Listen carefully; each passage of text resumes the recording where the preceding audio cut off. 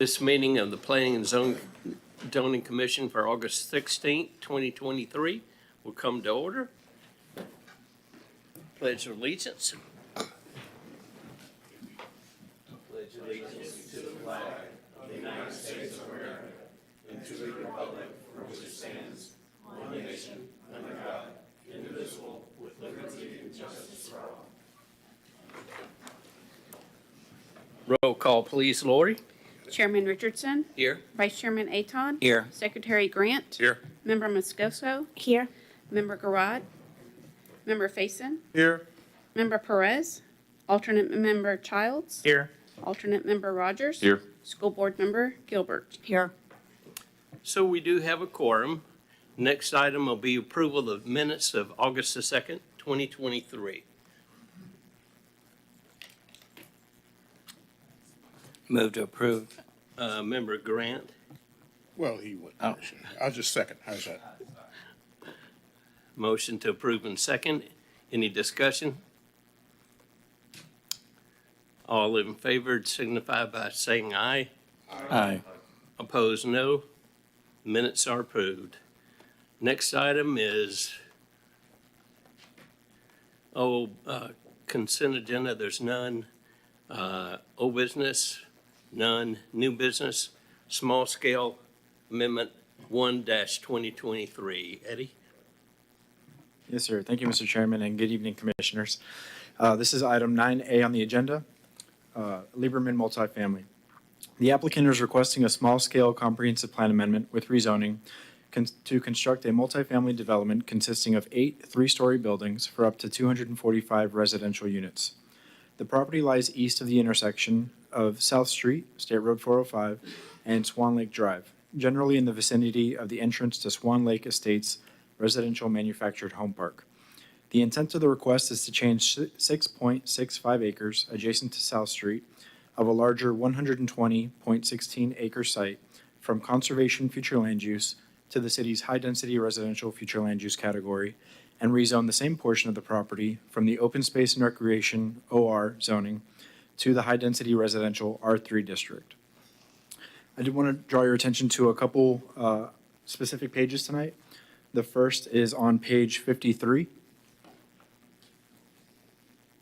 So on page 53, we submitted in the application or in the agenda tonight the school concurrency application, and what should have been submitted instead to you tonight was the school concurrency assessment, evaluating whether the school board has the capacity for the proposed number of students that this proposed development would generate.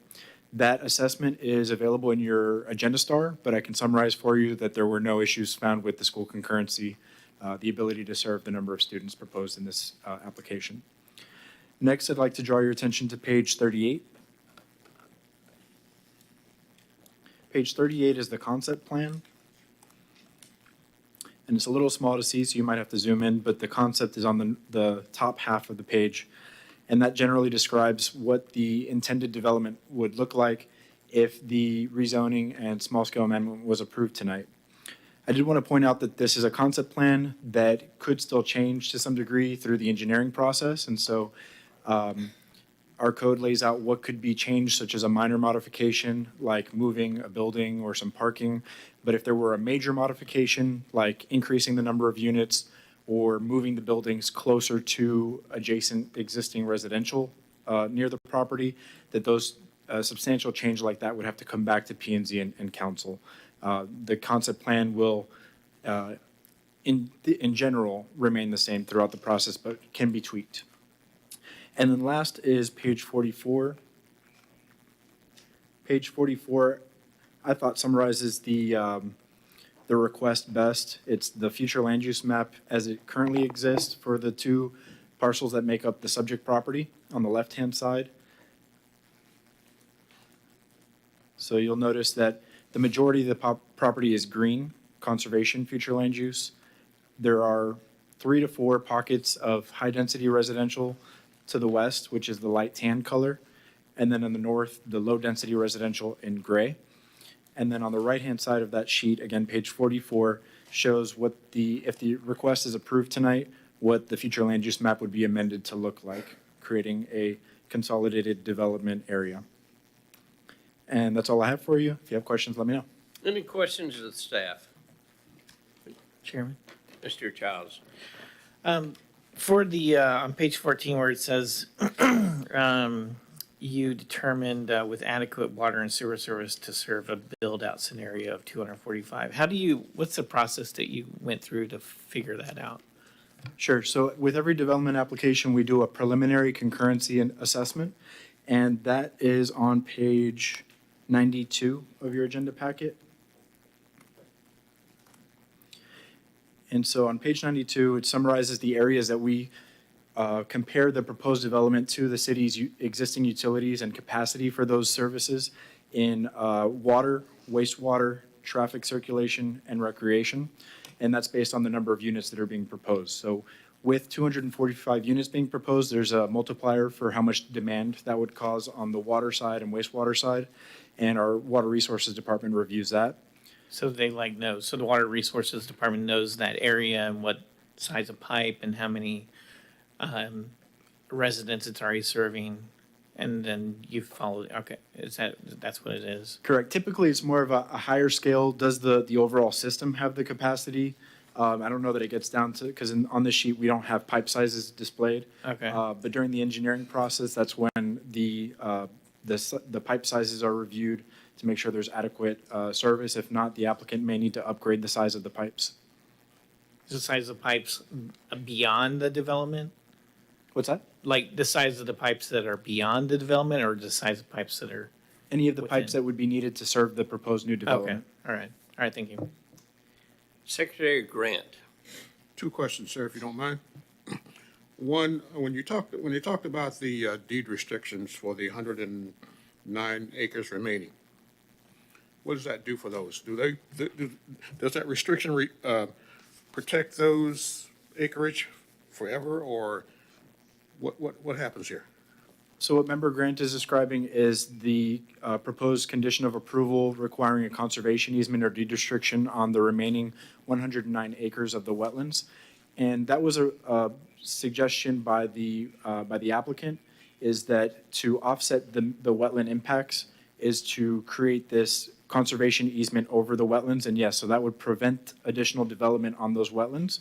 And then also the wetland management report that outlines that strategy described creating a management plan for that area that would do things like removing invasive species of vegetative species like Brazilian pepper, for example. So it would enhance the wetland that's existing and prevent it from being developed in the future. Okay, all right, that makes sense. Next question. I forget what page it's on, but it talked about secondary impacts to the wetlands. Could you explain that for me, please? Yes, sir. The Water Management District is responsible for permitting impacts to wetlands. And they permit direct impacts or primary impacts, which is the fill of the wetland. And then what are called secondary impacts, which is when you have a development area adjacent to a wetland, there's expected to be some level of impact of having development that close adjacent to a wetland. So for things like noise or light, those are considered impacts to a wetland. And so they have a minimum width between the upland portion of the development and the wetlands that are considered impacted to some degree, but the impact is not seen as adverse as direct fill. I said two questions. Actually, it's three questions, if you don't mind. Page 9. I believe it's 19 of the package. Say it one more time, sorry? Page 19 of the package, I believe. 19. Yes, sir. Somewhere around line 39, they talk about, it said the applicant could remove the proposed impacts to the wetlands located at the south property boundary, thereby reducing the impact to 3.5 acres. This alternative could also eliminate the potential secondary impacts to the wetlands. Okay, is they suggesting this, or are they asking for this, or what's going on here with this particular one here? So to explain that statement, I'll refer back to the concept plan on page 38. And give you all a second to get back on the same page with me. But page 38 shows the concept plan, and so there is, actually, that may not be the best page. Hold on, let me find. Okay, actually, it's the next page, page 39. So on page 39, it shows where the existing upland areas are. And if you'll compare that to the proposed concept plan, the concept plan creates the development area following the upland, what's labeled Upland 1, that polygon that's further south, continuing almost in a straight line to the southern property boundary. And so what that means that there's some wetland impacts that may not be necessary. And so if the commission were interested in not approving the entire area to be impacted, you could consider either tabling to a future date to amend the development boundary to be, what's the word, not parallel, kind of follow that Upland 1 polygon to State Road 405. So it's really about the difference of what they're asking for as far as the development area. Again, that's on page 39 or 38. The development area kind of follows the line to the south boundary, whereas we felt that maybe that isn't necessarily a necessity for this development to happen. Maybe they're asking for additional wetland impacts. Okay. Member Faison. Member Childs asked a pretty good question about current utilities. And you did a great job explaining that this particular development meets the current utilities. Futures. When speaking of futures, do you also take into consideration future developments that are currently asking in that same area and whether or not it can support all of those future developments as well? So we can only do a preliminary concurrency assessment for developments that have been proposed. And so we don't have any other applications to reserve capacity within our system along this area. So when we're doing the concurrency assessment, it's for the current state of the city's utilities. Do we have enough capacity at this time to serve the development, or would additional capacity need to be brought to the system in order to serve the development? Okay. Member Musco. Member Moscoso. Moscoso. I'm giving him candy when he says it right. That was wrong. It's Moscoso. I'm trying to train him. Thank you. So on page 21, it talks about there needing to be a 30-foot, I think, landscape buffer. And so I did not see that included on the plans. Also, there needed to be 2 sets of available entrances, and that's also not included. Now, I know that's a minor modification, but I think that's something that the applicant would need to look into before it's approved. Great, thank you. Those are important points. Like I said, the concept plan is going to change from now to when it's engineered. But those are important things to note that the engineer will need to address between now, if the application's approved, to site plan phase. Thank you. Member Rogers. I may have missed this, but is this going to be, these properties going to be for sale or for rent? I believe they're proposed to be apartments, but I can let the applicant speak to that. Okay.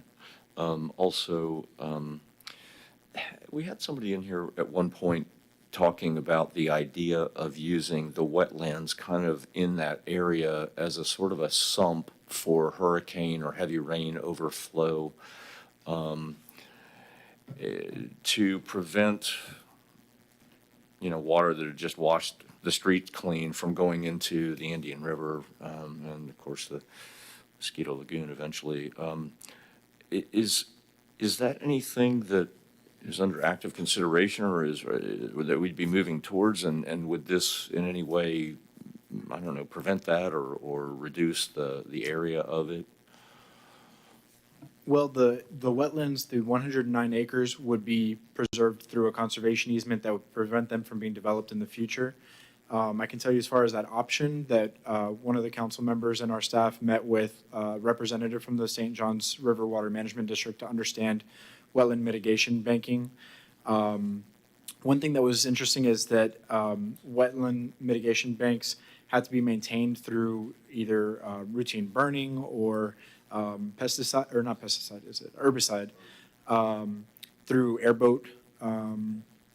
So I haven't, the use of this property for a wetland mitigation bank hasn't fully been explored, but I know that we have considered whether that's feasible in the city. Any other questions of the staff?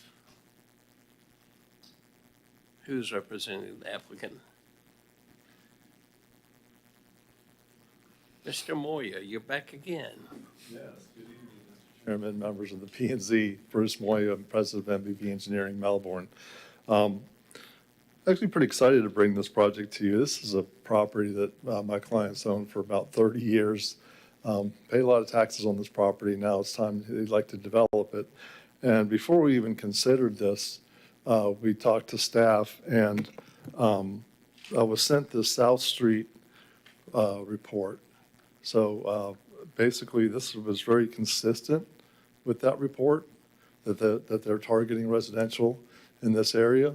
So that was one of the reasons why we brought this forward. I mean, we have 125 acres of property. And if you look at, obviously, you've seen the way the future land use map looks, how the wetlands actually exist on the property. We had our environmental specialists look at this very closely, mapped out all the wetlands, flagged them, did an evaluation on the quality of the wetlands. And we feel that doing a minimum impact, which is the 5.9 acres, that we could actually do something with the site, because you can't do anything with it the way it sits now. So with a minimum impact of 5 acres over 120 acres of wetlands, we thought that was not a bad percentage of impact for what we have out there, and that if we could put the rest of it into conservation and do some enhancement, you'd actually have a good quality wetland. And that's why we try to minimize the impact, so we could do all the mitigation and enhancement on site to make that a really nice wetland and still have some developable property. So so we're asking for the change. There is that weird, residential land use on the top. Obviously, we can't build in that. That's all wetlands. So we're just trying to create this little pocket where we can put in some apartments. They will be, rental. Hopefully they'll be, you never know, it could be affordable. The owner is actually on he's the chairman of the Florida Housing, that's some small print, Finance Corporation, and that's what they do. They loan money for affordable housing. So very good chance that that's what will wind up here is workforce and affordable housing. We've met the concurrency, we've met the school board concurrency levels. We think we've met the South Street study intent. We think that everything is here, that we can obviously change the site plan to make sure we include the entrances and exits and some of the things that we need, the buffers and so on. This was really a very, rough concept plan just to see what we could even fit, to see if we could get units to make it even feasible. So, obviously you got to have a number of units to make a project like this feasible at all, considering what's going to have to be done to make this happen. So, we're hoping that we'll get your support. So I think I'm done with my presentation. Let's all answer any questions that you have. Any questions? Mr. Rogers? You just mentioned, you said enhancements to the wetlands. Is there anything specific that you have in mind in that regard? Or maybe you said something? Yeah, and I think staff touched on it a little bit. Basically what happens is you do a UMAM analysis on the wetland with the impact, and they'll tell you how much enhancement you have to have.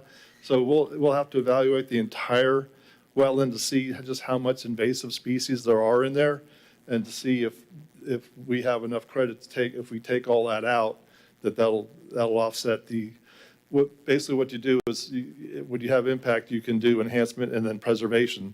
So you enhance it to make it better, take out the exotics, and then you put it all into conservation so that it's in perpetuity. So you may not have to do any mitigation, like purchase We'll have to any do, credits. yeah, right, not, yeah. It's possible that if you take enough of the It's- invasives out, that you will It's get enough possible, credits. correct. Well, I will say certainly, the ratio of development to what is saved, although to a certain extent, I guess you're making a bit of a virtue out of a necessity, but, because it's all kind of water, but it's certainly a better ratio than we would typically see here. I'll give you that. Okay. Member Childs? So you did a wetland, evaluation or whatever you call it. And I think they did a score, and I think what I saw, if I'm not mistaken, was they scored it anywhere from a 7 to a 10, or it's like within a 7 and a 10 for the whole area. And do you know if the area that will be developed, I guess what the score or average score of that area is, or I don't know. No. Because they just do a score for overall, For the right? whole overall, For yeah. the whole And what we overall. try to do is obviously, with the pockets of uplands that already exist, we're trying to minimize the impact by putting it all together. Right, okay, thank you. Any other questions of the staff or of Mr.? Thank you. Oh, thank you. Lori, cards, please. Alice Williams.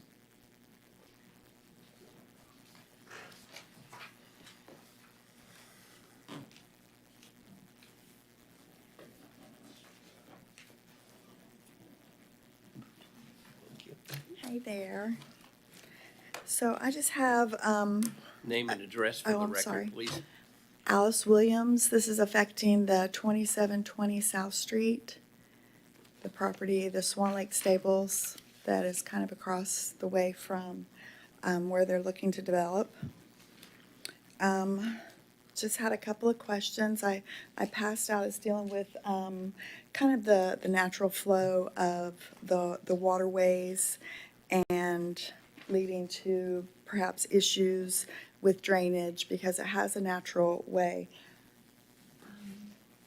A little bit bigger map of the overall. So we have, we're over here, and this is the property that's looking to be developed in this area, say, that's the direction of the waterway. So this property here is what we have coming from 95 and Garden Street, and here's Singleton. So this is like 300 and some acres, which probably about 200 is wetlands. And it flows kind of from the north to the south. We're here, Swan Lake. Here's the edge of the Swan Lake community right here. And so this whole waterway flows into this lake with a little a culvert, as it overflows and flows that way. And then it comes and it flows through here. And it comes out on this side. There's a little underpass right here that kind of comes that way. And I believe right now it's in between as it comes over onto your property. It's kind of in between a couple of those areas that are, let me see, I'm looking for the wording here. You have the little gray, the little tan areas. And there's some of the areas that are still marked as wetlands right now. And so the water comes and it flows, and it comes through this area, and it flows through, and then over into the other wetlands, the 109 acres of wetlands that they're looking at leaving as wetlands. But my question is, a little bit bigger section here. So you can see here, this is the little area that it flows through, the little culvert. And during the hurricanes and excessive rain, that allows everything to flow. And then if they put that up and block it, there won't be any more flow, so that it's going to interrupt the natural flow of the waterways. So my question would be how to address that issue, if that's going to Do be you need addressed. additional time? Okay, How much additional time do you think you need? not much. And then also, 1 minute. And then Does also the another. commission agree to allow one more minute? Okay, Yes. go Okay, ahead. thank you.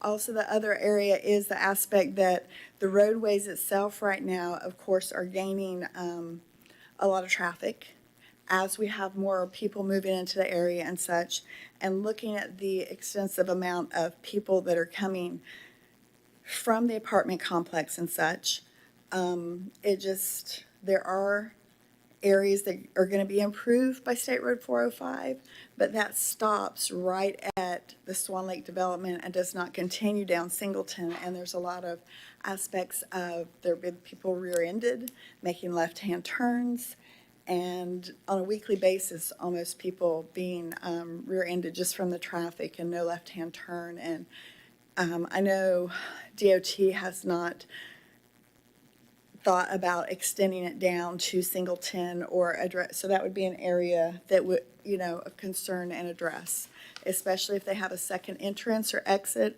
that would probably be down there. Thank you. Member Moscoso?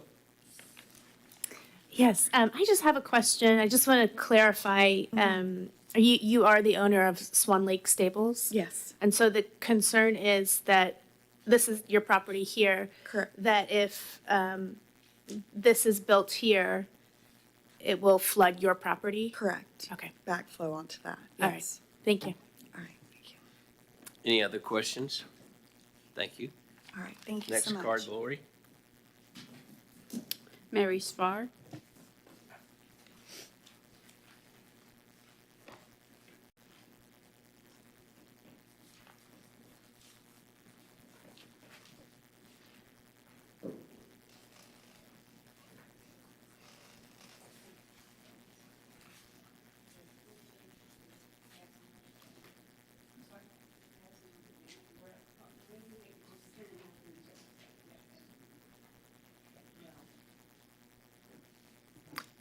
Member Chairman, did not read the quasi judicial rules. If you'd like me to read them at any point during the meeting, I'd be happy to. Yeah, hold up on their time. Go ahead. Okay, sorry, Ms. Spar.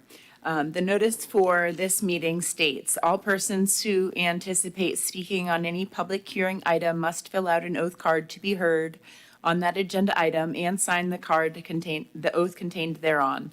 These cards are located on the table near the entrance to the council chamber or may be obtained from the recording secretary. This meeting will be conducted in accordance to the procedures adopted in resolution number 24-1997.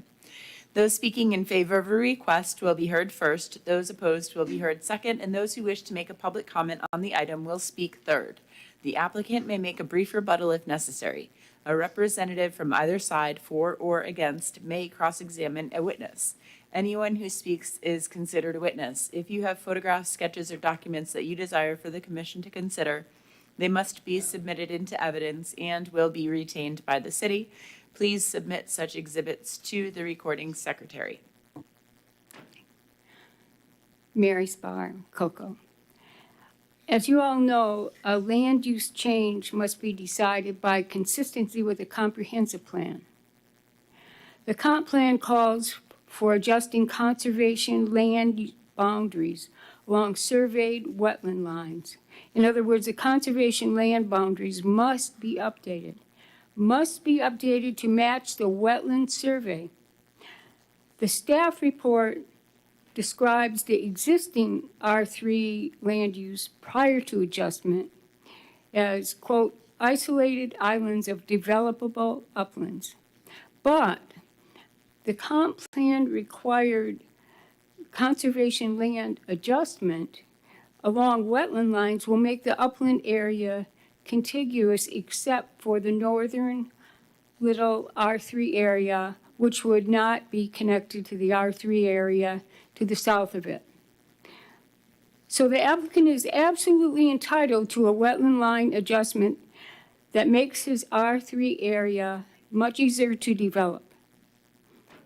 Now, for the applicant, that is not enough. He wants an adjustment not just to match the wetland lines. He wants a comp plan amendment that would allow him 98 more units or a 66% increase in units and that would mean filling 5.42 acres of wetlands. In the late 1990s, I became aware of Titusville's conservation priority of wetlands 5 acres or greater in size. If the wetland is at least 5 acres, the land use shall be conservation, and residential density shall be limited to 1 unit per 5 acres. And there's no comp plan provision for filling this conservation land to achieve multifamily development. None. However, if the wetland is less than 5 acres, filling may be allowed, and this happened with the Dairy Road apartments you recently considered, where 0.01 acre, that's 1/100th of an acre of a 0.37 acre wetland will be filled. In your agenda packet, staff points out that Comp Plan Future Land Use Policy 1.16.4 provides for wetland impacts, quote, if unavoidable due to absence of feasible and/or practical alternatives for reasonable use of the land. For example, if the applicant was asking for a small connector strip between the small northernmost R3 part and the wetland to the south. Mrs. Barr, how much more time do you need? How about, I'll try 1 minute, but how about giving me 2? Everyone agree? Okay, go ahead. So if he was just asking for a small connector strip between that little R3 upland, on the north, and then the upland that's directly south of it, well, with no increase in allowed units, well, you might want to give that some consideration. However, that's not what the applicant is asking for. He wants to fill enough of the large wetland, 5.42 acres, so that he can increase the number of apartments by 98 units. In other words, increase the number of apartments along the road from 149 to 245, and increase the parking area and stormwater behind the apartments. And I will say that, he's going to save a lot of this, the wetland in conservation easement to the St. Johns River Water Management District. Well, that's done because I don't think you'd get a permit without it. So I really think it's more than a gift to Titusville. So please deny this request based on Conservation Element Strategy 1.6.3.2, which you have right in front of you. And that requires that wetlands 5 acres in size shall be designated as a conservation land use. Thank you. Any questions? Any questions of Ms. Barr? Thank you. Next card, please. Ralph Warren.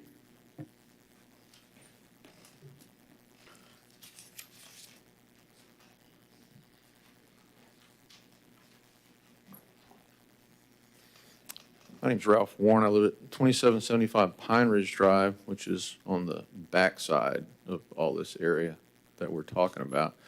And I don't have anything to present like the other folks. I'm not that impressive, but I've lived in that house off and on since '69. My family's been there a long time. We're at the bottom of the hill, and as soon as it rains hard, the water's on the front porch. But it always drains off because that backyard slopes down to this wetland area that we're talking about. And I'm all for progress and don't want to deny anybody the right to develop land and make some money and provide homes for people. But I think, especially in the aftermath of the last 2 hurricanes and all the news we saw of people with flooded homes exclaiming, "It's never flooded before," I think we just need to be really cognizant of how important it is to keep some green areas in town. And I'm gratified to hear him talking about the 109 acres that would still be doing that. I'm not an engineer, so I don't know if the 109 acres is enough, or, if you chip away at it a little more, at what point am I gonna have the water coming in? But if y'all can just keep all that in mind, I appreciate it, and I thank you for letting me talk. Thank you. Next card, please. No more cards. No more cards. Mr. Moya?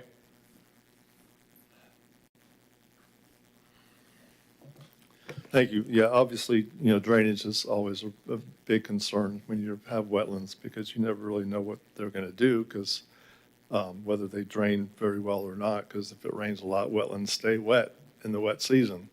So once they're full and it keeps raining, sometimes wetlands don't provide a lot of storage that a lot of people think they do because they don't recover very fast. But we'll have to analyze that, obviously, and to meet all the criteria for the 100-year storm since we're on a state road. And we are very aware of that culvert that goes under the road. It's actually a twin box culvert.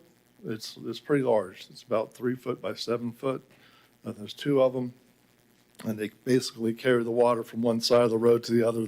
When the state came through and built that road, they just made sure that the water kept flowing. They didn't really care whose property it went on or whatever. They just put a culvert there, and they've been draining on our property ever since, probably creating some of these wetlands. But nevertheless, we'll make sure that we do not block that. The state will not let us block that. We'll have to make sure that that continues to flow to the east. So that will be part of the design process. Always great to see Mary come all the way from Cocoa to Titusville to talk about environmental issues and what the city can or could or shouldn't do. At no point in time when we gave this to staff did they say that we could not make this request. They didn't say it violates the comp plan. They didn't say it violates your code. They didn't say it violated any studies of this area. Basically said that it was compatible with the study that was done of this area. We do a lot of multifamily development in the county.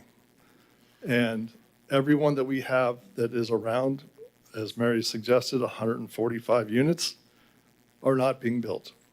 They cannot, no one can afford to build them. I've got 3 projects that we've designed and they are not going to construction because they just can't build them. So to make this project feasible and really to connect pockets of uplands, which is allowed in a lot of municipalities, you can actually mitigate and impact wetlands when you're trying to connect pockets of uplands, because we did it in Huntington Park. So in order to make this project feasible, we have to have enough units to make it even possible. So by mitigating a very small portion of the wetlands, we can actually get a project here that he's been waiting about 30 years to do something with. So I think it's a pretty minimum ask. I don't think it violates any of your requirements. And so we hope that we can get your support. So I'm here to answer any questions that you might have.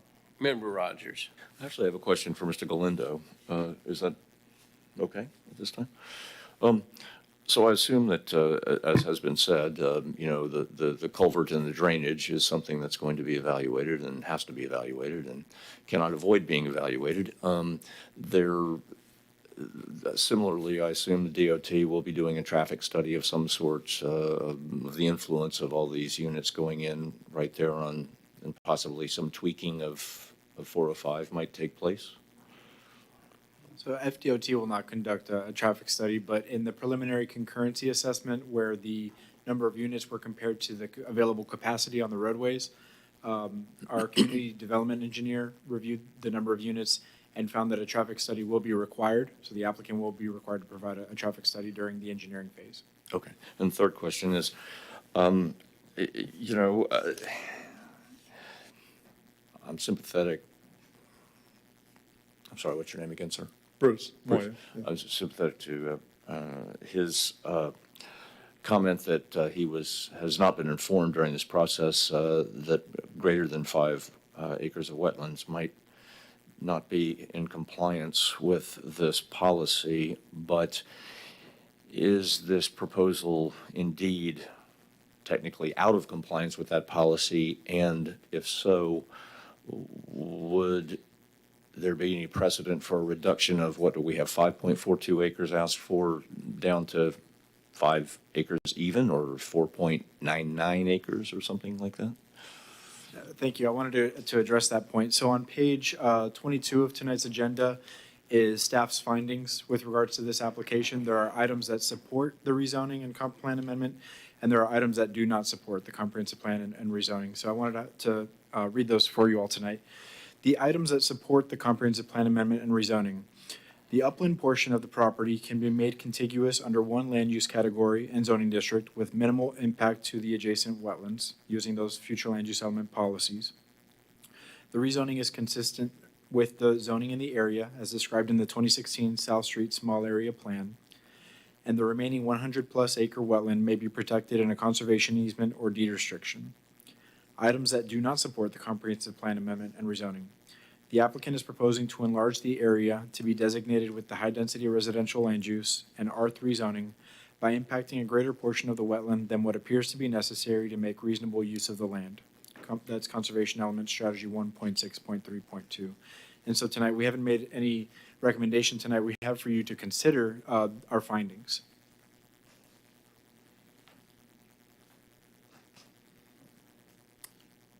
Any questions, Mr. Moria? No, but Eddie, could you repeat that again, what you just said? So these are our findings. We don't have a recommendation of approval or recommendation of denial, a staff recommendation to you all tonight. We have presented our findings based on the application and the different policies in the comp plan. Interesting. Any other questions? Thank you. Thank you. They come before the commission again. Member Childs. I'm a big proponent of using your own property for what you want. But also, like, in our ordinance, we have section 29, article 4, and it quotes, it's at the top of it, the overall policy for the regulation of wetlands is to achieve no net loss. So I know, I get the whole, enhancing part of the wetlands to make it better. But is it a loss? Is it a loss? I figure when I'm reading this, a loss is a loss of area. And I know we've made some exceptions for lots that are under five acres, but if we don't protect wetlands that are this good, like I said, on the scale, I think it was 7 to 10 or 7, over 7 on the rating. So if we don't protect these wetlands, what wetlands does this ordinance apply to then? Like, when do we apply that then? When do we stop wetlands from being developed on then? If it's not the really good ones, then which ones do we do? So, anyway. Member Moscoso. Thank you. So the environmental impact report, which I agree was very thorough and it gave a lot of really good information. But it states that development without proper planning could cause adverse environmental impacts to native habitats, native trees, and wetlands. Wetland avoidance, impact minimization, and mitigation are recommended. And this is from the environmental impact report. 95% of the site is characterized as very poorly drained muck with water table typically at the surface with the frequent ponding. I just wanted to make that clear as well. Secretary Grant. For staff, excuse me, for staff, I can't find it now, but I think I read something where when you do all the math, that in the end, we would have 0 wetlands loss.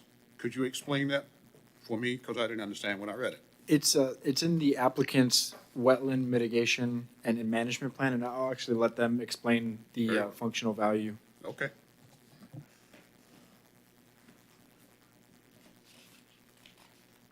Thank you. Actually, I was looking for an opportunity to come up here after I heard what you said. I think you said wetland and loss of area. It's really wetland loss of function more than area. So you can impact an area of wetland but still have more function in the wetland. So they measure net loss and function, and that's what's leveled at the state and what they consider a no net loss. So by improving a wetland that might be stressed, you get a better benefit than if you had more area. So we would improve the function of the wetland so that it can do what wetlands are supposed to do, as opposed to just having it be unmaintained and what happens to it over time. So that would be our management plan, and we will have a management plan as well as a development plan to make sure that we are planning it correctly so that we don't have adverse impacts.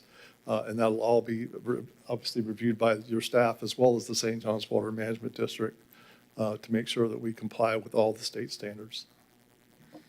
That makes sense. I guess in the ordinance, it just doesn't say, at least in that area, it doesn't say a loss, what a loss is, I guess. Yeah, and not it's defined by specific. the state. But it's probably in other places and, yeah, but, I mean, that makes sense, but, yeah, thank you.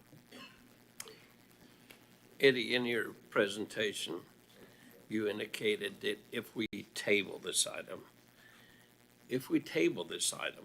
will that give you and the applicant time to work these things out? It would. I think what might be more appropriate, because this hasn't been scheduled for first reading with city council, is to maybe forward your recommendation and let the applicant decide to table at the city council stage rather than withhold a P&Z recommendation. It's really at your discretion what you'd like to do. Yeah, but you haven't given us a recommendation. Right.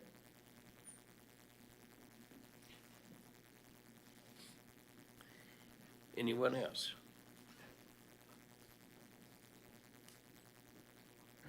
I just want to say that I'm just cautious. That's all. I'm just really cautious.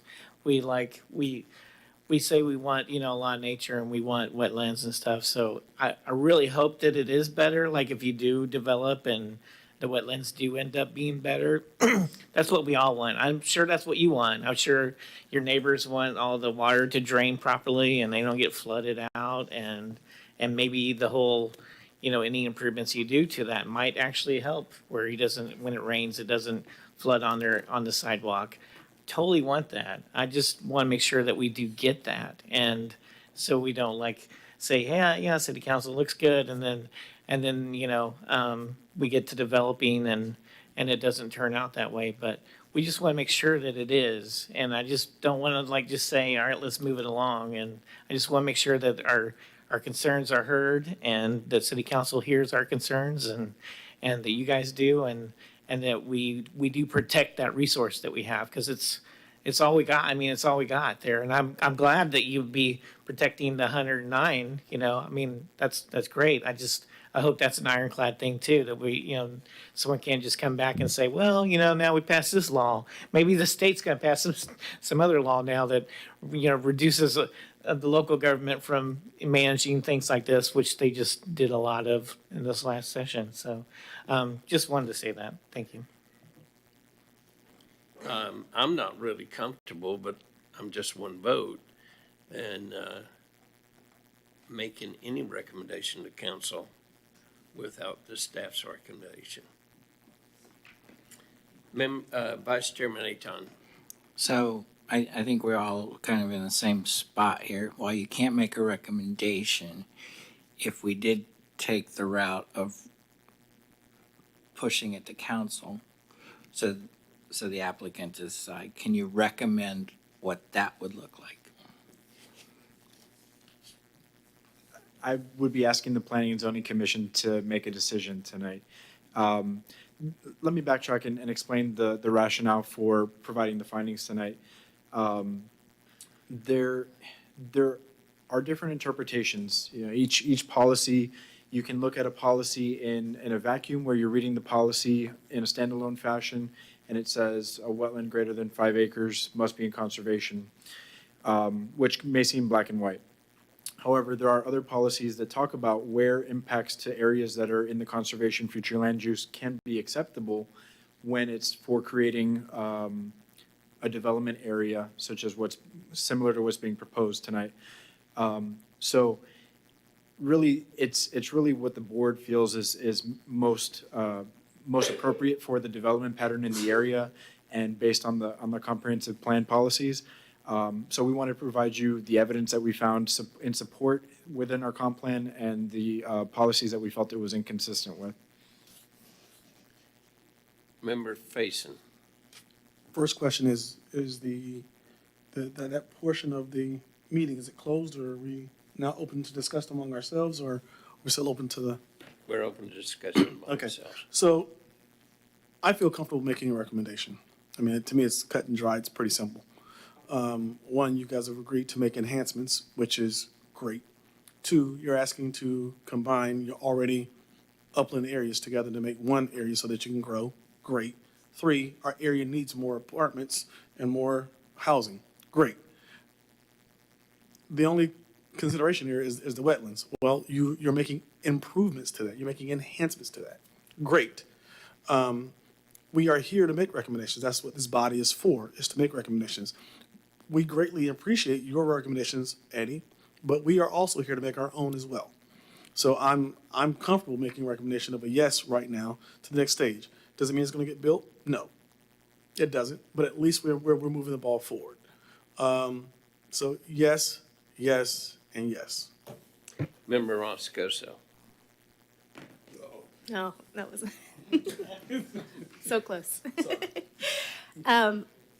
So we also received the South Street area plan, and I don't know how many people got a chance to read that, but that was adopted in April of 2016 by City Council. And there were a portion of notes written by members of the community and what they would like to be seen built there. But I think it's important to note that there was a unanimous consensus on the critical necessity of protecting existing wetlands and conservation areas against incompatible development. And I respect what you guys are trying to do, but at this point, I feel like any developer is going to come up and say yes, yes, yes to what we are asking. And so I personally, just looking at our comprehensive plan and then what was set in the South Street area plan, would take those things into consideration. Member Rogers. Just looking at this little paragraph here where it says, applicant is proposing to impact 5.42 acres of wetland with fill. The applicant could remove the proposed impact to the wetland located at the south property boundary, thereby reducing the impact to 3.5 acres.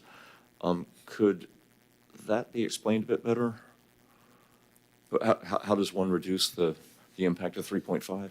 Sure. So that's on the wetland. Let me see. One second.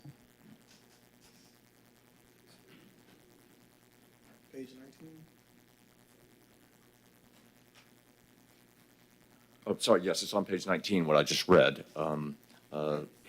Sure. I just want to find the Line 34 is where the paragraph starts.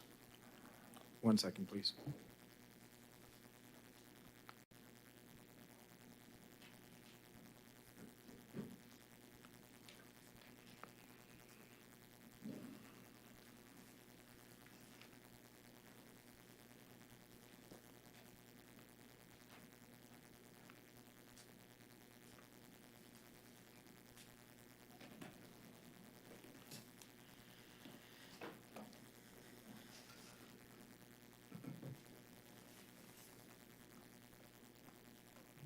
Okay, it's page 83.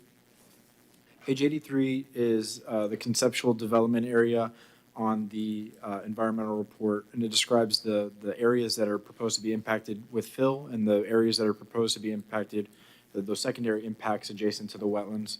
And so it seemed like there was a fill area of 5.42 acres total, and the majority of that appeared to be along the south property boundary. If you notice, there's a larger peninsula of green hash marks.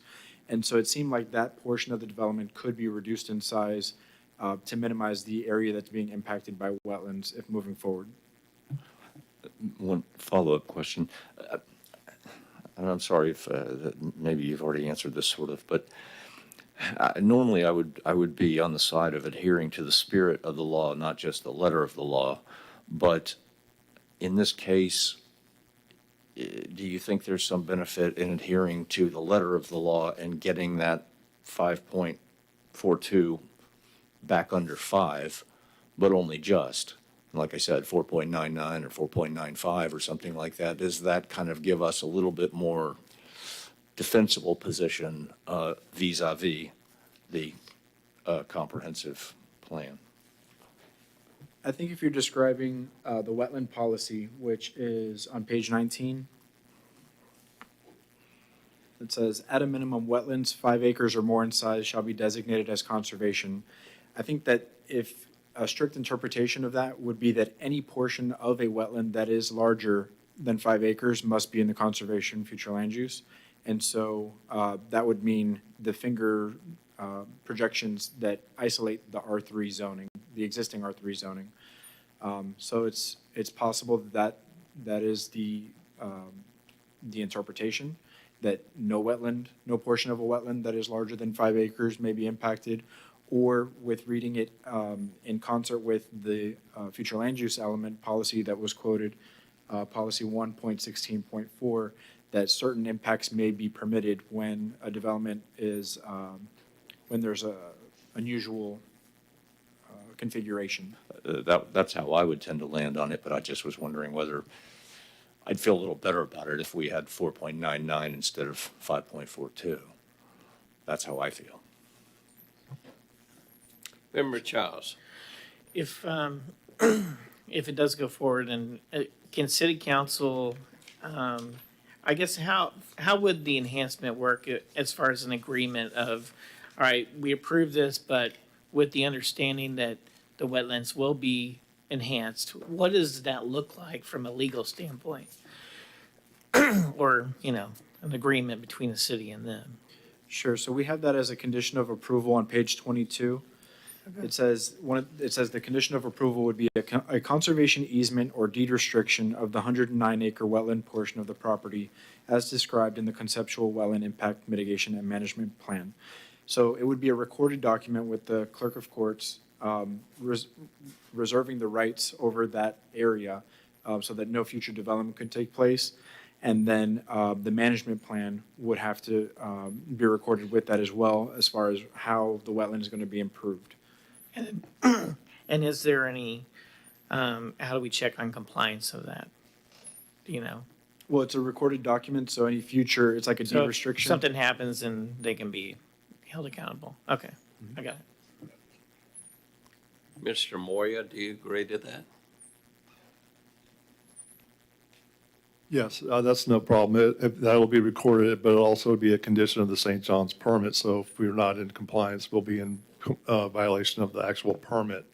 So that's all written in the permit conditions. So that'll be enforced by the district as well as by your staff. Secretary Grant. While you're here, sir, Yes. if the southern portion was reduced some, how would that affect your plan? Well, I'm glad you asked, and let me back up for one more time. So if you, based on the zoning, your building height limit is 35 feet, so that limits this project to 3 stories maximum, which is probably good because going more than that would probably not be affordable. But because of that, because we can't go higher, we can't achieve the density or the number of units that we would need to make this project feasible. So there is a magic number on how many units we have to have. So if we can't impact the wetlands and we have to lose units, it's probably going to kill the project because you just can't build a project with not enough units on it. It's just not economically feasible these days. Well, that's not what I was getting. It seems to me that you guys are already suggesting that you could do with less if. We didn't suggest that. Who I said think that? staff suggested that. That was written in the staff report. Yeah, if you look at the concept plan, we pretty much used up all acreage that we have assigned for mitigation and uplands.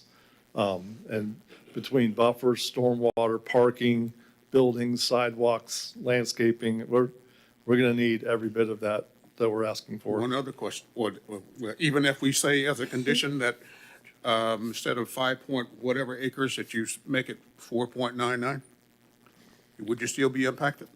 Well, we would like the whole 5 point. Well, of course. But if the board decides that they want to recommend 4.99, then we'll regroup and we'll address that at council. It was just a question. Thank you. Member Moscoso. Sorry, you said your client sits on what board? What was that again? So this is he's the chairman of the Florida Housing Finance Corporation. Okay, And and you said this could possibly be affordable housing? Possibly, yes. Possibly, and have there been any funds, has he applied for any funds? Not at this point. We're like I said, this is step one. Okay. So until we pass this, we wouldn't even pursue that until we get to beyond city council. Yeah. A lot of times it's, I mean, from what I've seen, it's been the opposite. They pursue that first and then they come before. So I'm just curious. Thank you. Okay. Any other questions? Anyone care to make a motion?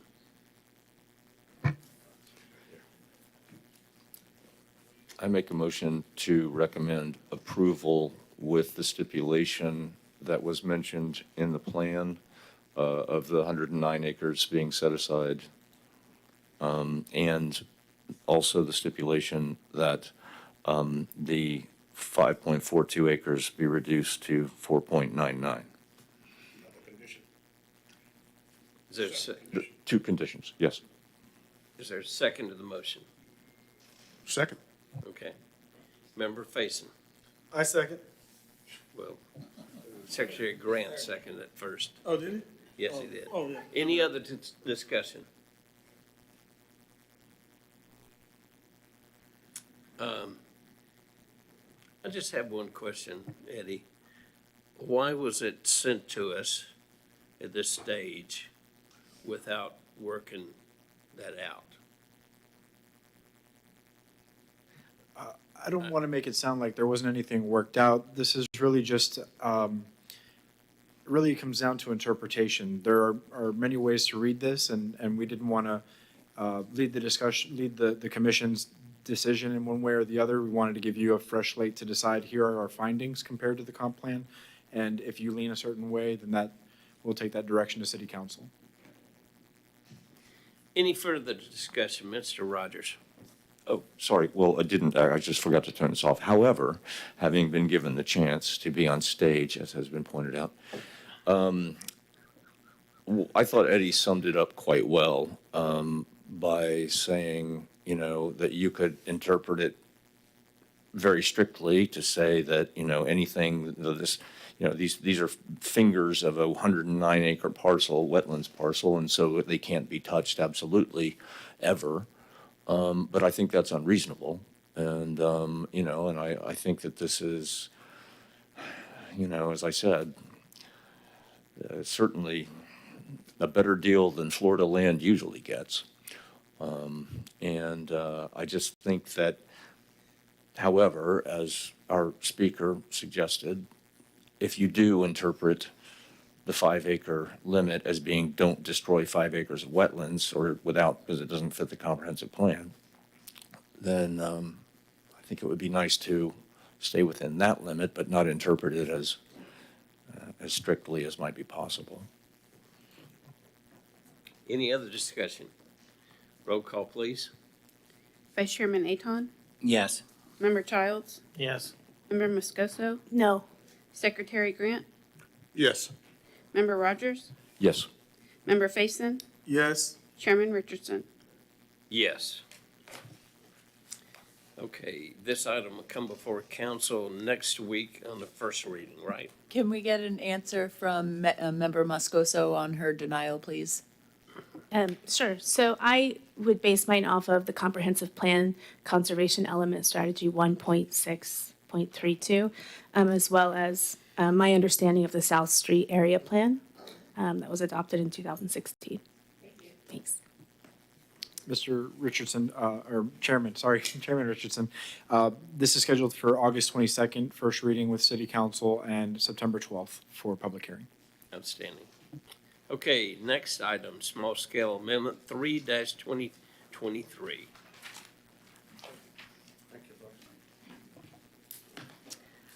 Good evening. Christy Anderson, Senior Planner. This is item 9B on the agenda. The applicant, Woody Rice with Epic Consultants of Florida LLC, on behalf of the property owner Harrison Park LLC, is requesting a small-scale comprehensive plan amendment with rezoning on approximately 10 acres of land located at the northeast quadrant at the intersection of South Park Avenue and Harrison Street for purposes of constructing a multifamily residential project consisting of 7 townhomes and 196 apartments in a gated community. The subject property is made up of 3 parcels consisting of approximately 17.7 acres with future land use designations of commercial, low, medium density residential, high density residential, and conservation. The request intends to change the majority of the property from the current future land use designations to high density residential and rezone the property from the neighborhood commercial and a portion of the multifamily medium density R2 to multifamily high density residential R3 to support the intended multifamily development. This request does not include any change to the existing high density residential land use and multifamily high density residential R3 zoning designations or the conservation land use and open space and recreation OR zoning designations. Staff has found that the future land use map amendment is consistent with the comprehensive plan, and the rezoning is consistent with the land development code and comprehensive plan. Staff recommends consideration of this amendment with rezoning with the following conditions. Maximum of 203 residential units shall be permitted consistent with the provided concept plan, and a unity of title will be required for the 3 subject parcels. The concept plan has been provided on page 124 of the agenda package. And I'd like to just point out that because there's so many different zoning districts on this property, the proposed and existing zoning on page 136 is a good reference to kind of see what's going on with all the different zoning districts. And I'd be happy to answer any questions that you have this evening. Any questions of the staff? We'll open the public hearing, and first to speak will be the applicant.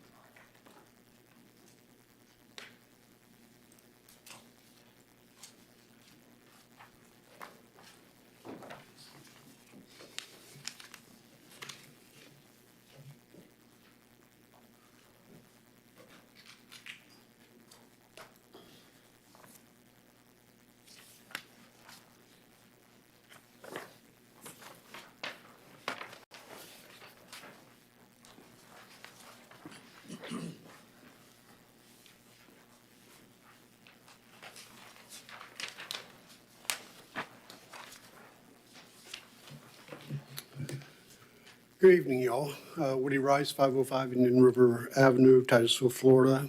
And this is a rezoning to make a quality development in our community.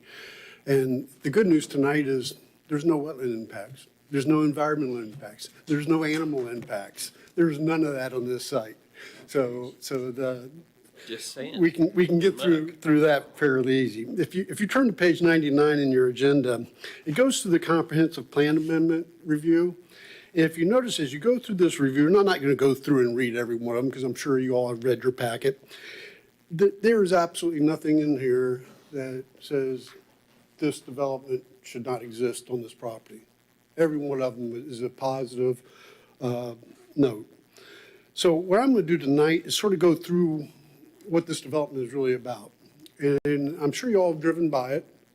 And, it's been cleared a long time ago, many years ago, and we're going up to the lake. And that lake is not really a lake. It's a stormwater pond. It's actually permitted through St. John's already. And we actually have the rights to some of the storage in that stormwater pond. But what we're going to do is we're going to enhance the stormwater. We think there's some new techniques out there as an engineer that you can utilize to make the background water better. And that's with LID, which is low impact development. So what we're proposing on our site and the handout that you have, and we'll walk through some of this, if you notice there's little ponds in the rain gardens that are all spread out through the community. And that's where you try to get the rainwater to actually percolate into the ground where it falls. You don't collect it in one big area and try to treat it there. So this is going to help polish that before we use the continuation of the lake that we already have rights to. The other thing that we're doing, there up here at Titus Village, there's townhomes right along this side right here. So we decided, let's be good neighbors. let's not rezone a portion of this up there to act as a as a buffer from transition from that development to ours. So we're proposing 7 townhomes up there to remain in R2. So they meet the same categories there. The other thing that this allows us to do, okay, on this site, and why the density change was so critical to this, it's really about the return and trying to do an upscale, high-end, higher-end, Class A apartment complex. And in Class A apartment complexes, you typically have better materials, better amenities, and features that attract a lot of people. One of the things that we heard in a community meeting that we had about 50 people that showed up in the community meeting. There was 3 major things that really, if I had to sum up, that's what I'd say. One is they wanted to make sure it was a high-end development, okay? 2 is they were worried about the traffic on Park Avenue, was another one. But if you actually look in your staff report and the concurrency portion of the traffic, even with the numbers, I think it was our average daily trip was just over 1,300 trips in a day. Even with that added to Park Avenue is only at 51% of capacity. So there's really not a traffic problem there. The third thing that they were concerned about was in your packet, you'll see that portion at the intersection of Harrison and Park was zone commercial. And they were really concerned about having commercial anywhere on this site. So we said, fine, well, no problem. We want to change it all to residential anyways. But let me just go over, if this zoning didn't go through, some of the things that you could have on the commercial. You can have a liquor store, if you like. You can have gas, you can have restaurants, professional offices, hardware stores, grocery stores. So, I mean, you see what the impact is and what they were concerned about. So that was important. So the importance was traffic, high-end, get rid of the commercial. We did all 3 of those. The other thing that we did with the high-end that the unit mix allows us to do is we boulevard the main entrance coming in off of Park Avenue. So if you notice, on this main entrance, there's absolutely no parking at all. You look down this boulevard, and you're going to see landscape, rain gardens, and then you're looking straight at the clubhouse, all the way down the boulevard, okay? So that's something that most apartment complexes just don't do. They try to jam as many buildings in there and get as high as density that they can, and we tried to make this upscale. So we did that. The other thing that we're doing is a gated community, so it will be gated. The main entrance has a reject lane, okay, and can come, that's where guests come in and residents come in. But then there's a second entrance down here off of Harrison Street, and that entrance is for residents to have a pass to open the gate, but it's an exit for everybody. Anyone can come out that way, okay? They will all have Knox boxes on them for fire and emergency services to open those gates. Some of the other amenities we have 2 pickleball courts, okay? We have a playground for kids right here. And then we have 2 mail kiosks right in the middle down the boulevard. And one's for shipment, like Amazon boxes, and the other is for regular mail. In the boulevard, there's little pull-off areas on each side of that road that is only there to pull off, get your mail, get back in your car, and go back to your apartment. I said the playgrounds are. The other thing that this does, if you look at each one of these buildings, you'll see like little driveways going into the building. Well, that's exactly what they are. They're driveways, okay, because they're garages, okay. And what's unique about these garages is, there's only like 7 or 6 in each building, but they're rented based on you can rent just the apartment, or you can rent an apartment with a garage, so anyone can use them. But we're going to pre-wire those for electric cars, okay? And then people can say, all right, we want to put the electric cars in the garage. Most people probably would want to do that. The maintenance building is here. So we have a dedicated maintenance building to take care of the grounds, landscaping, take any issues with the buildings, do anything. So it's a dedicated maintenance area here. Back here's the clubhouse. It's going to have a pool right there, that everything's fronting the lake. And, you know, like I said, the greatest thing about there is there's no environmental impacts. It's a Class A development, which allows you to do, you know, upscale stuff. And that was very important to the community or that was around that. 3, additional stormwater treatment using LID. 4 is it front 2 collectors, okay? It's not just any local roads. In fact, we made an effort to make sure that we didn't come in off of Heritage at all, which is the local road into that community. We have bike racks distributed throughout, and then, of course, the garage units with electric chargers. Let me go through, I think there was one other thing I wanted to tell you all.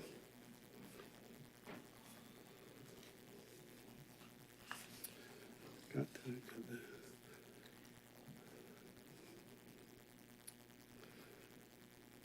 So we really, if you looked at page 135, it looks like on your agenda, okay? It's the proposed future land use map, okay?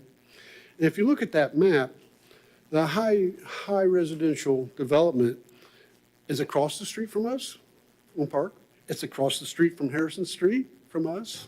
The medium densities to the north of us, and then the conservation area is well to the west on the other side of the lake.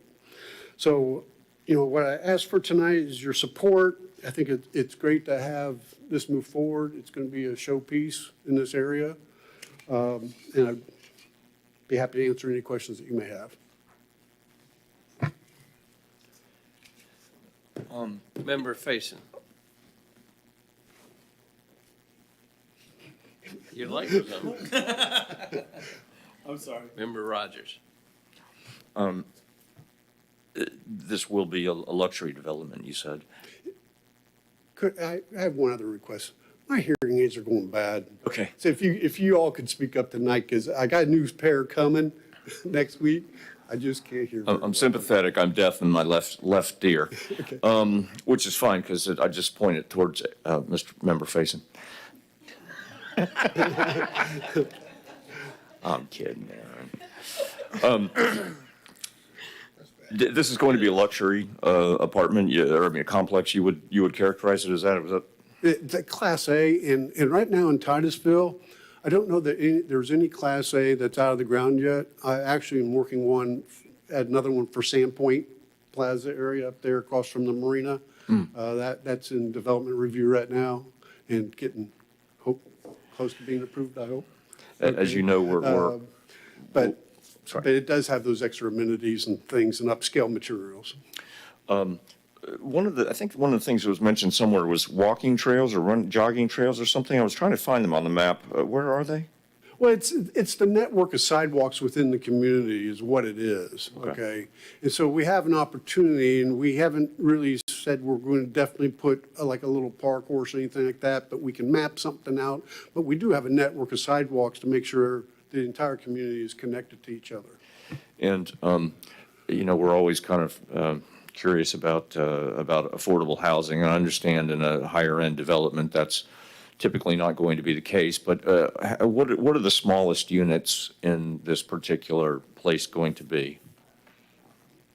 The code has a minimum, but I know we're above that.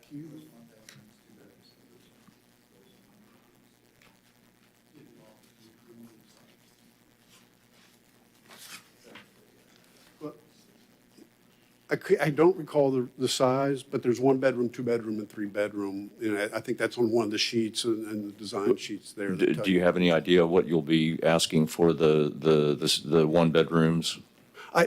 I don't know the actual size. I'm sorry to. Price, I was just asking. The Do you know what you might be asking as a price for the 1 bedrooms? You just say market rate, so. Yeah. Member Childs. Hey, Woody. Do you know how the water runs off right now? Is it all go into the pond right now from the property? Because it's like a real level area right now, right? No, it's not. It slopes from basically from slopes. Park Avenue all the way down to the stormwater pond.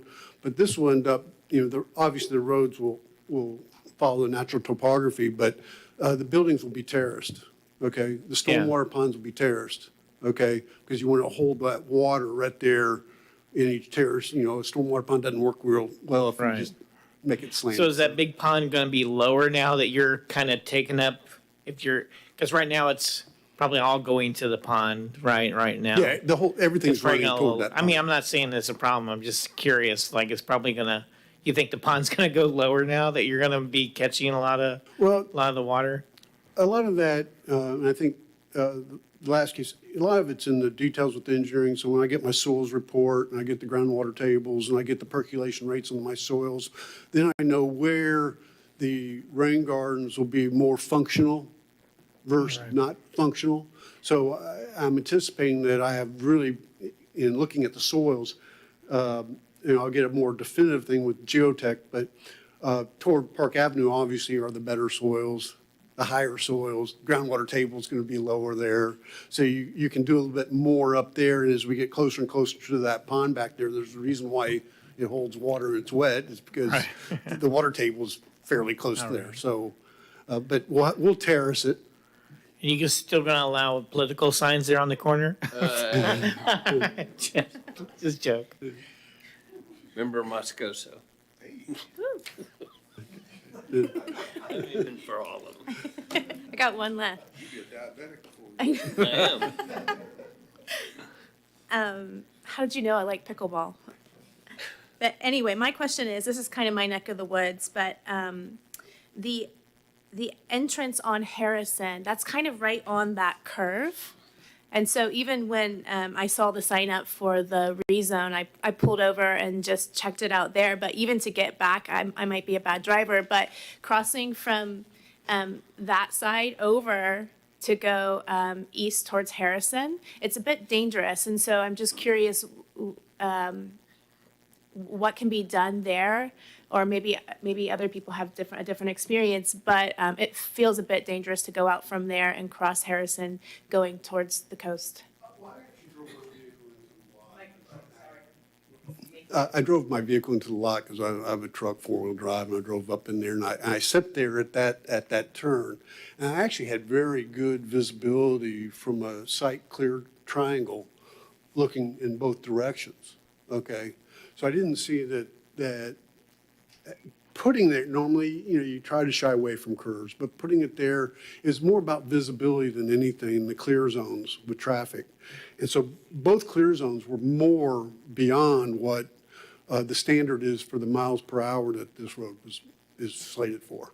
Perfect. Yeah, I was just wondering, it might have been the angle I was at, but just to make sure that there is a clear zone to be able to see on both sides. And the other thing that I think is one of the staff conditions, we're going to have to do a traffic study, okay? And we'll abide by anything that the traffic study recommends, whether it's a left turn lane, a right turn lane, at Park or Harrison or whatever. We're prepared to include that in our development, but we just need to get past this first stage, and then we'll go ahead and start ordering the traffic studies and things like that. Member Faison. Thank you. Thank you for being very specific that this is going to be a type A residential facility, right? And unfortunately, I really want to see more opportunities for affordable housing. And this is one of those ones where we can have combined opportunities here. So there's an opportunity here to have some of these units reserved for affordable housing. Has that conversation happened? My only concern is that the surrounding neighborhood and community that surrounds this, they were so very, very specific that they want to see a high-end, no commercial development, okay? And I think affordable housing is very important to our community. I do believe that. But I think it has, like most development, it has to be the right development at the right place. Okay. Well, so that's the perfect thing about what I'm saying. So in this development, you can still be high-end, just offer some of the units at affordable rates. So it doesn't change it doesn't change what you're building. It doesn't change the materials. It doesn't change anything. It's just saying that you guys are going to agree that 3%, 5%, 10% of what you're building is reserved for affordable housing. That's what our community needs, especially in an area like that. It really brings some of those people on that can need affordable housing around higher end people. I mean, that's such a wonderful opportunity. Have you guys thought about that? You know, I think, I don't think I'm prepared to make a commitment to doing that. I'll definitely bring it up to the owners, and they'll have to financially look at that and see, you know, if the yield is there, you know. Had we gone in with sort of some of the attitude, maybe we would have needed, you know, 213, 220 units to get the yield right for the return on the investment and the financial obligation that they have under this market and the interest rates that we're currently seeing. So I can't make a commitment tonight. I definitely will make a commitment to bring it up to the owners and see what their thoughts are. Okay.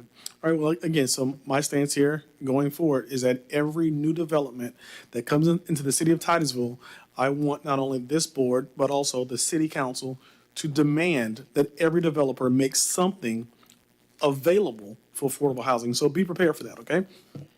Thank you. I have a question for you. This looks real impressive. It looks like developments you would see in Orlando, even Metro Atlanta. I do have a concern on how far the boulevard entrance is from the intersection of Park Avenue. Well, it's pushed back. There's two things that governed it, okay? One, is you don't want to be close to an intersection because you want the intersections to have proper queuing distances and things like that for the turns. But the other thing you have to consider is Heritage Drive also. So you want to try to align things where you're not impacting either road. Okay, and so that's sort of why it's centered where it is, okay, to come in. And the fact that it's center of the pond, I mean, that played a role in it too, to give you, so you have equal number of units on each side with that beautiful boulevard. So it's really why, with the design perspective that we took. The second thing I would say is by having charging units in those garages, you know you've got Joe Lynn Nelson's vote, and probably Mrs. Aton too. Any other questions of the applicant? No question, but I'd like to echo what the chairman said. This is very impressive. I'm looking forward to seeing it come together. Thank you. Any cards? Lori? No, sir. No cards. I'll close the public hearing. It comes back before the commission. Any discussion? Member Faison. I like this project. I do, and I will support it. But again, as we saw in our earlier meeting today, we need to start making sure that even in these nice developments, that they make affordable housing. It's not just important here in the city of Titusville, but throughout the entire state of Florida. So let's just keep that in mind as these wonderful projects come before us, that we have other folks to look after as well. Like I said, I like the project. Like you said, it looks great. But I believe that there's an opportunity for at least 1% to 2%, 3% to be set aside for affordable housing. I believe it's there. Mayor? Yes. You mentioned the city demanding that developments allow affordable housing in Class A or whatever. Mhm. Can we do that? Is that Well, Orlando, so if you. This is Titusville. I thought we were talking, my bad. I think that it is council's right to approve that direction. I haven't heard that yet from them. I think that if they wanted to pursue that direction, that it would result in an ordinance, as other jurisdictions have done. And then it would be understood by the developer before they enter into the hearing process, which I think is what we're seeing here. We're asking certain developers who may have already solidified their plans to some extent about an element that they are not required to Right, right. address. And so for this body to bring it up as a discussion, I think is fine.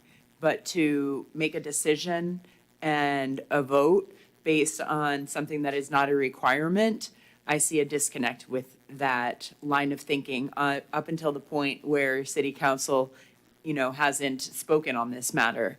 And when city council does speak on this matter, if they, are to concur in a mandatory minimum of affordable housing, then they would have to make that an ordinance. Well, I agree with Mr. Faison that, actually with you, that it should be an ordinance or something in the future, but you can't do it here.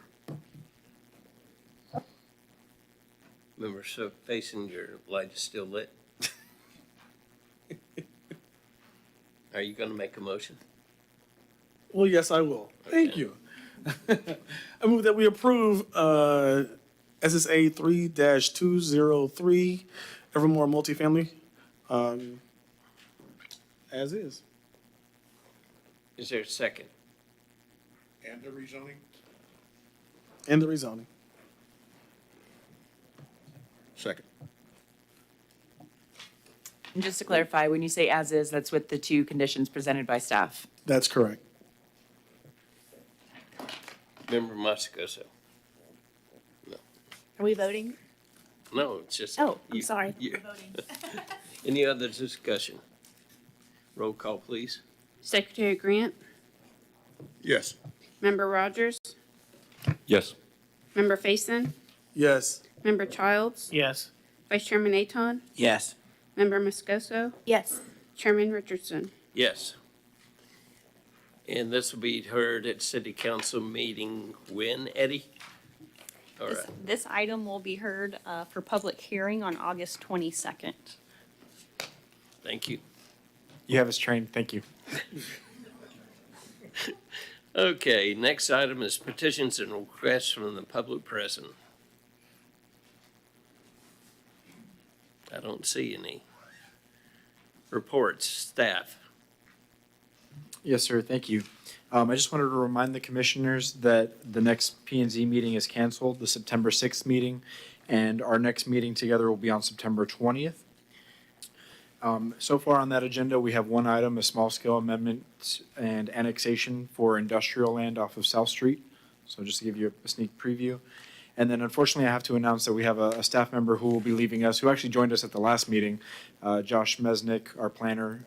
He's going to greener pastures in North Carolina. You know, Can't stop him. We tried. I excused him from having to read those 9 pages. You tried. You made it. You sweetened the deal for him, but he's still unfortunately dead set on leaving us. So we'll be advertising for a planner position here shortly.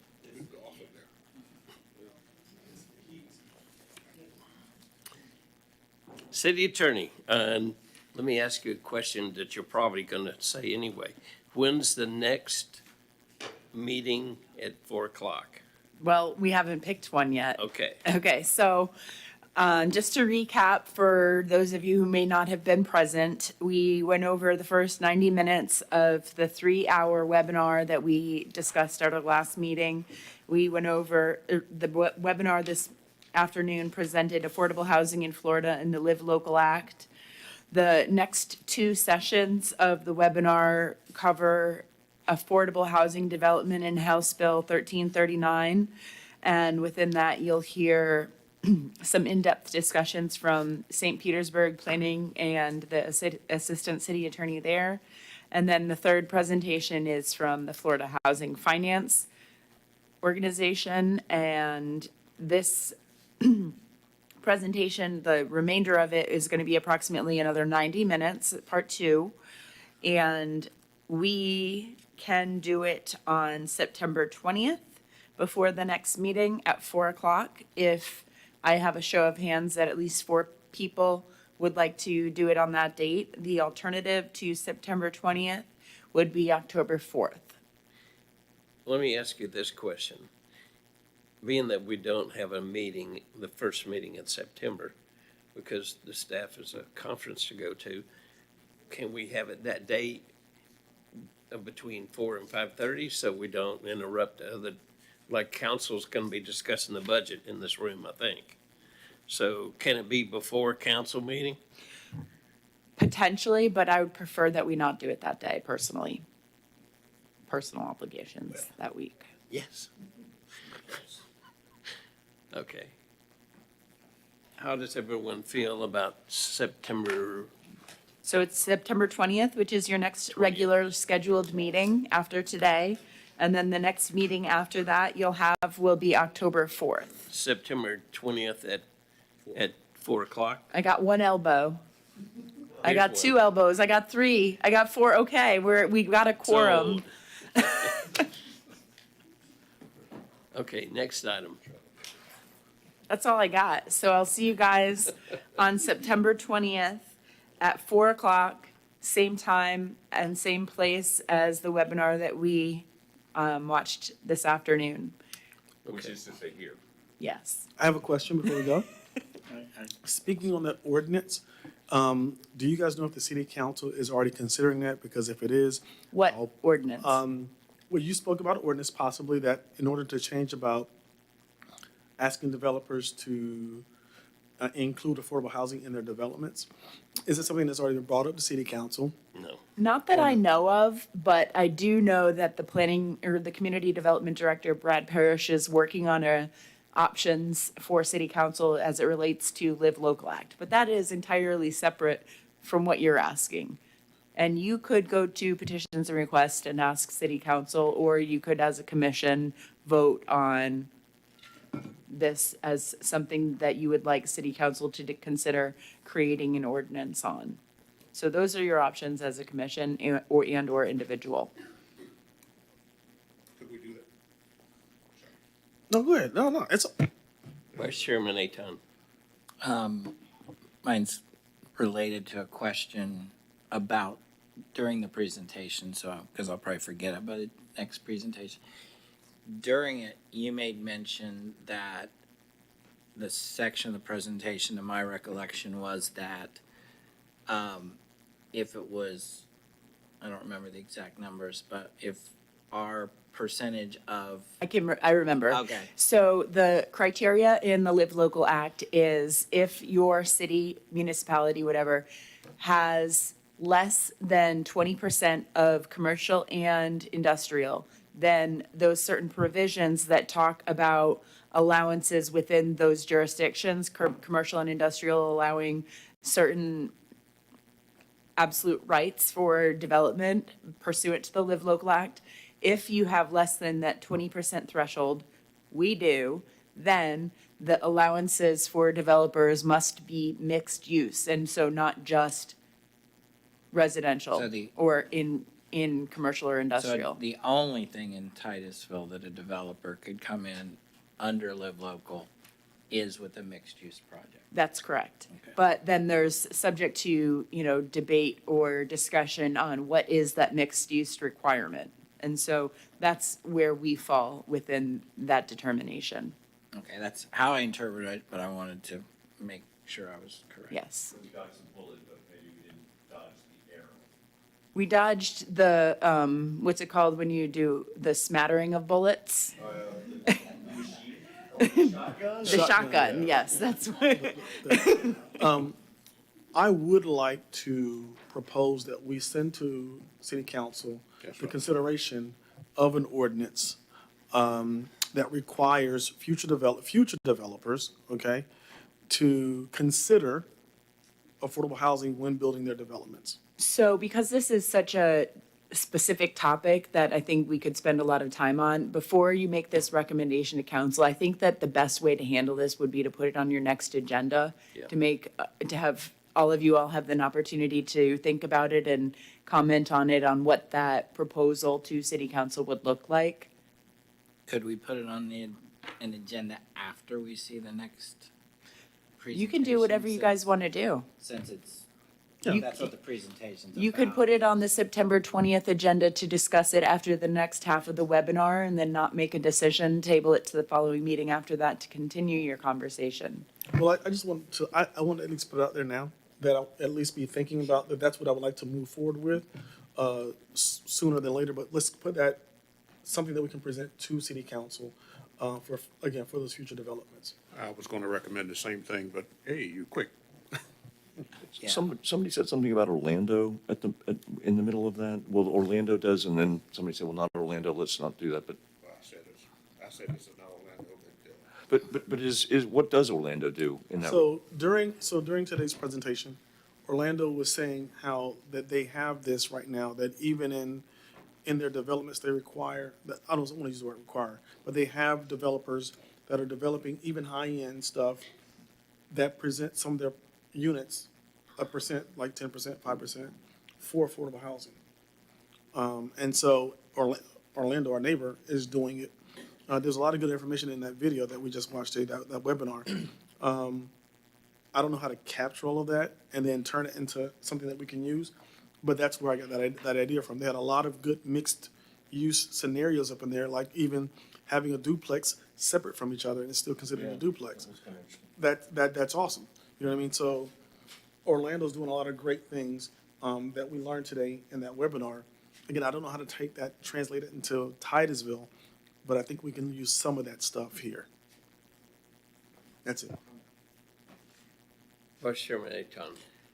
Kind of on that note, so you guys did a great job on the ADU discussion about what other municipalities do. It seems like something like this, to have any chance, needs some kind of guidepost as to development of over 40. It doesn't apply unless you're this size development and, some of those kinds of things. Is there a resource, so you're not killing yourself, especially down at Planner, to find out what other municipalities that have enacted something like this use as guidelines? I'm not aware of a resource, but we will be going to the planning conference where usually those types of new shiny ordinances are showed off. So we'll come back with some fresh ideas. I suspect that we'll get a lot of pushback from developers when we try a higher percentage of affordable housing mixed in with, say, Class A or whatever. You ask for 10%, you may get a lot of pushback. So tonight, as one of the guys was talking here, I really get that his position is to defend anything that we come out and say. It's not that they don't have the room to maneuver. Why not? It's just that the more that they can deny us, the more that they don't have to change. So I don't believe that they don't have the room or space. They just don't want to make it available. But again, if they want their project in this town, then they'll do it. Again, I like to think of Titusville as the pretty girl who didn't know she was always pretty. They're still coming here, and they're going to come regardless. You know what I mean? So, she don't got to keep saying yeah to everything. She can start saying, you know what, I think I deserve better, and I want better. The shiny things tend to be what's happening at the Cape. That's funneling the growth, most of the growth in Titusville. Yeah. Well, those folks have to live somewhere. Those folks, the people at Shiny, the people who are going to the Cape have to live somewhere. Yes, they do. Okay. City Attorney, is that the end of your report? Yes, I will plan to see you for the part 2 of the training webinar on September 20th at 4:00. Okay. Under chairperson, I have 3 things. First of all, I have tendered my resignation from the Affordable Housing Committee, not this board, Affordable Housing Committee, and I've been on it for over 3 years since Severs was chairman. And if it requires one member of P&Z be at that committee meeting, and so if anyone would like to serve, they're meeting during the day. They're meeting during the day. No. What time of the day do they meet? 4:00 And which days? What days? on Mondays. And how often? Right now, it's every other week. And I'll tell you, the honest truth is, at the last meeting, there was a reporter from the Florida Today there. There was 2 citizens, one Miss Muscatine. This is mine. And one of her neighbors was there who would like to serve, but we've got to have someone from P&Z there. And I was the only member of the committee there. Really? The only one. I've attended every single meeting for the last 3 years. Wow. Yeah. So it's time for somebody else. I gave my resignation dated today. What do you, so you quit as of today? You got 2 weeks. Okay, Get ready. so since we're Well, having, consider it, okay, I'll consider it. because we still have a couple members that aren't here that did attend the summit. You know, Mr. Grod did and Mr. Prez did. So y'all decide. You can't wait until the meeting is over a month from now. They need a firebrand like you, man. Who, me? Yeah. True. Y'all don't need me. Taking names? Y'all don't need, Well, is there a motion that you at least temporarily represent P&Z? yes, yes, I will temporarily sit in that seat. Can we do that? My computer just died, so I can't recall or look up the process for how. It's serious. How are you appointed? City council. That I requires. volunteered, and as volunteering, it goes before the city council. Yeah, I think that they I'm- need to I'm concur through. before you I'm through can with take that. that position. So email Wanda Wells and let her know that you're interested in doing that. Okay. Thank you. Okay, next thing I'm gonna bring up is kind of controversial, is, long time ago, when I was on city council, terms for city council were 2 years. And there were 2-year terms for everything, all the commissions. And I've given this a lot of thought. We have really an activist planning and zoning commission at the present time.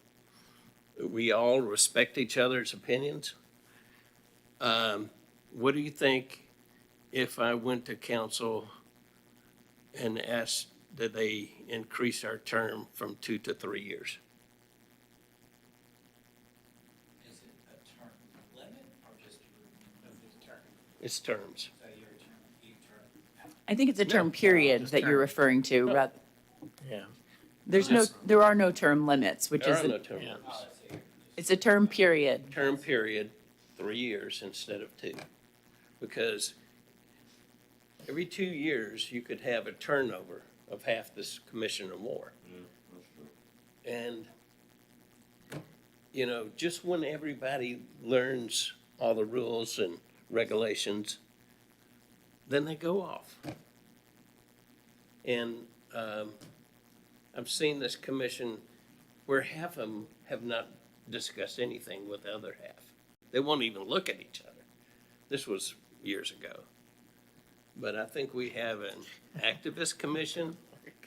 We're all agreeable. It's our stellar leader. It's like that sign back there that Harry Lee said. He was a assistant city manager, and he said it when I was on council. Let us disagree without being disagreeable. How do you feel about going, asking for 3-year terms instead of I'm fine 2? with that. Everyone agree? Okay. So you have money? No more money. Yeah, I guess I do. The other thing, I've been reluctant after watching last council meeting is we made a couple of motions, conditions that were not given the same emphasis that they should have to city council. The one I'm most concerned about, I think you made the motion, Member Grant, is on that one, the gas station at Here, Garden Street. Garden Street and 995. We made a condition. The sign? No, well, that was included too. But I mean, about the grounds in the back. And there's a minimum, which we don't agree with when it backs up to the area of critical concern in the wetlands area. And then I also have that new development. And our condition was stated before city council was not necessary.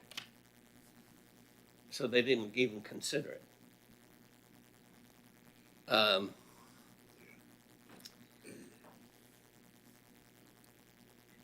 Eddie, you will probably remember that before Chairman Spidell passed, we had a break and Eddie came up and Chairman Spidell and I talked to him about don't leave, we need you. And he would not have said that. Brad Pierce said it. And that really stunned me that we weren't necessary. So I'm not going to forget that. That is one reason why in the 80s, a member from planning and zoning had to be at every council meeting to verify what we meant. Because the director of planning didn't attend our meetings. And they didn't get the message. And I hope that never happens again. Because I don't think I went to sleep for 5 hours after that meeting. I have every bit of confidence in Eddie. I just want to make sure it doesn't happen again. Maybe what we should do is, I don't know how we can make the condition or the motion more clear than we did. But I hope that never happens again. I'm not saying that against the staff present in front of us or was present last P&Z meeting. The director of development needs to let them know how we feel, what the conditions are. Go ahead and say it. No, I'm Okay. Chairman Richardson, I do have to apologize. With that regard, specific to that condition, I believe that was a miscommunication on my part. I have to say that because my understanding of what was recommended with, and in case any of the members are unsure of what item we're discussing, it's the CUP for the gas station. I believe it was application CUP number 2, 2023. I understood that what was being requested is that in lieu of either a fence or a wall, that the commission was interested in having a vegetated buffer. And what I believe was understood is the commission was actually intending to request an additional depth of that landscape buffer. More than the minimum. Yes, more than the minimum. And I believe I did not adequately convey that condition, so I do apologize to the commission. I want to make it very clear that our staff is committed to conveying your motions as they're presented, and I apologize again for if there was a miscommunication on my part. I don't think you owe us any apology because I called Brad Pierce myself and I left a message. He returned it with an email to me. And then on Monday before the meeting, I called him again. And I talked to him, and I wanted to make sure. And then to see city council meeting where he said it was not necessary. I think you understood what we wanted. And I just appreciate the staff that comes to our meetings. Miss Moscoso. Wow. Candy bar. I know. No, I need another drink. Water. Sure. I would say I agree with that. I watch all the city council meetings, typically from home, but I do think that it is important to have a member of P&Z that is represented. Now, whether that be in the audience or where, I think it is important, just because things can get lost in communication. as well. And so I think just for transparency, on both sides, I would agree with that statement. And you're volunteering to go before council? I second that motion.